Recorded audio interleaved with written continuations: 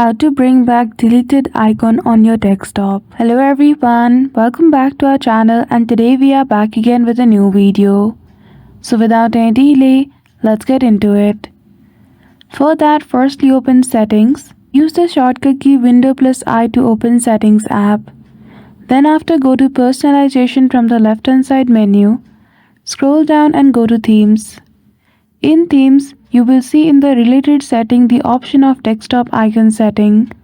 Simply click on it. Once you do, in desktop icon you see the option of computer, user, network, recycle bin, so toggle on all the features. Once you are done with that, simply click on apply and click on OK.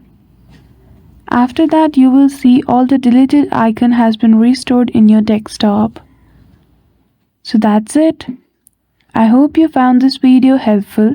If you did, don't forget to give it a thumbs up and subscribe to our channel for such tutorial. Thank you for watching till the end.